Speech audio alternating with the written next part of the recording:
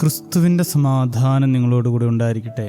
വചനകിരണത്തിലേക്ക് ഏവർക്കും സ്വാഗതം. ഒരിക്കലൊരു മനുഷ്യൻ ഡോക്ടറെ കാണാനെത്തി. വളരെയേറെ ശാരീരിക ബുദ്ധിമുട്ടുകൾ പറഞ്ഞ അദ്ദേഹത്തെ ഡോക്ടർ വിശദമായി പരിശോധിച്ചു. പക്ഷേ രോഗമൊന്നും കണ്ടെത്താനായില്ല. ശാരീരികമായി ആരോഗ്യവാനാണെന്നും രോഗമൊന്നുമില്ലെന്നും പറഞ്ഞ് ഡോക്ടർ അദ്ദേഹത്തെ തിരിച്ചയച്ചു. എന്നാൽ 2 ദിവസം കഴിഞ്ഞ് വീണ്ടും അദ്ദേഹം ഡോക്ടറെ കാണാനെത്തി. തനിക്ക് ഉറക്കമില്ലെന്നും ശാരീരികമായി ഭയങ്കര അസ്വസ്ഥതകളാണെന്നും അദ്ദേഹം പറഞ്ഞു. എപ്പോഴും ക്ഷീണവും തളർച്ചയുമാണെന്നും ഒന്നിലും ഏകാഗ്രത കണ്ടെത്താൻ കഴിയുന്നില്ല എന്നൊക്കെയായിരുന്നു അദ്ദേഹത്തിന്റെ പരാതികൾ. പരിശോധനയിൽ കുഴപ്പങ്ങളൊന്നും കാണാതിരുന്ന ഡോക്ടർ അദ്ദേഹത്തോട് ചോദിച്ചു, താങ്കൾക്ക് മാനസികമായി എന്തെങ്കിലും ബുദ്ധിമുട്ടുണ്ടോ?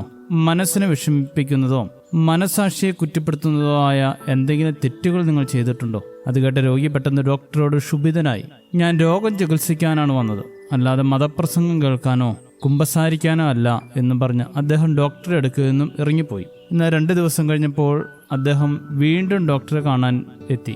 വിദേശത്തായിരുന്ന സഹോദരന്റെ ഭൂസ്വത്തൊക്കെ തന്നെ നോക്കുവാൻ ഏൽപ്പിച്ചിരുന്നതെന്നും അതിൽ നിന്നും കുറെ താൻ കൈവശമാക്കിയെന്നും അതിനായി കള്ളക്കണക്കുകൾ ഉണ്ടാക്കി സഹോദരനെ വഞ്ചിച്ചു എന്നും അദ്ദേഹം പറഞ്ഞു. ഡോക്ടർ പറഞ്ഞതനുസരിച്ച് സഹോദരനിൽ നിന്നും പറ്റിച്ചെടുത്തതിന്റെ ഇരട്ടിയോളം തുക അദ്ദേഹം സഹോദരൻ അയച്ചു കൊടുത്തു, കൂടെ ഒരു ക്ഷമാപണ കത്തും. ഒരാഴ്ച കഴിഞ്ഞ് അദ്ദേഹം വീണ്ടും ഡോക്ടറെ കാണാനെത്തി. ഇപ്പോൾ അസ്വസ്ഥതകളൊക്കെ മാറി. ആശ്വാസം എന്ന വാക്കിന്റെ അർത്ഥം ഇപ്പോഴാണ് മനസ്സിലാവുന്നത് എന്ന് അദ്ദേഹം പറഞ്ഞു. പലപ്പോഴും സ്വന്തം മനസാക്ഷിക്ക് നിരക്കാത്ത ചെയ്തികളാണ് മനുഷ്യനെ നാശത്തിലേക്ക് നയിക്കുന്നത്. കുറ്റമില്ലാത്ത മനസാക്ഷി എപ്പോഴും സൂക്ഷിക്കുക എന്നത് വളരെ പ്രധാനമാണ്. പരിശുദ്ധ പൗലോസ് പറയുന്നു, എനിക്ക് ദൈവത്തോടും മനുഷ്യരോടും കുറ്റമില്ലാത്ത മനസാക്ഷി എല്ലായ്പ്പോഴും ഉണ്ടായിരിക്കാൻ ഞാൻ ശ്രമിക്കുന്നു. അപ്പോസ്തല പ്രവൃത്തികൾ 24:16. മനുഷ്യനെ മറ്റു ജീവികളിൽ നിന്ന് വ്യത്യസ്തരാക്കുന്നത് മനസാക്ഷിയാണ്. അത് മനുഷ്യനെ ധർമാധർമ്മ വിവേചനം കണ്ടെത്താൻ സഹായിക്കുന്നു.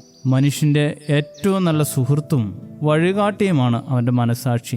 മനുഷ്യന്റെ തെറ്റുകളെ കണ്ടെത്തി അത് തിരുത്താൻ സഹായിക്കുന്നതും തെറ്റിലേക്ക് വഴുതാതിരിക്കാൻ കൂട്ടാവുന്നതും ഇതേ മനസാക്ഷിയാണ്. പക്ഷേ ഈ മനസാക്ഷിക്ക് പ്രാധാന്യം കൊടുക്കാൻ കഴിയുന്നില്ലെങ്കിൽ നമ്മുടെയൊക്കെ ജീവിതത്തിലെ രോഗങ്ങളും പ്രതിസന്ധികളുമൊക്കെ മനസാക്ഷിയുടെ കുറ്റബോധത്തിന്റെ പ്രതിഫലനമാകാം. അതുകൊണ്ട് മനസാക്ഷിക്ക് യുക്തമായ വിധത്തിൽ ജീവിതം ക്രമീകരിക്കേണ്ടിയിരിക്കുന്നു. മറ്റുള്ളവരുടെ വാക്കുകളല്ല, നമ്മുടെ മനസാക്ഷിയാകട്ടെ നമ്മുടെ വഴികാട്ടി. ശുഭദിനം നേരുന്നു. ദൈവം അനുഗ്രഹിക്കട്ടെ. അഭിഷേകം ചെയ്യണേ, അഗ്നിയാൽ പരിശുദ്ധി നൽകണേ. തിരുരക്തത്താൽ അഭിഷേകം ചെയ്യണേ,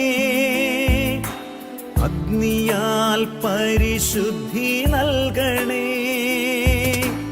ആത്മാവാം ദൈവമേ വരണേ,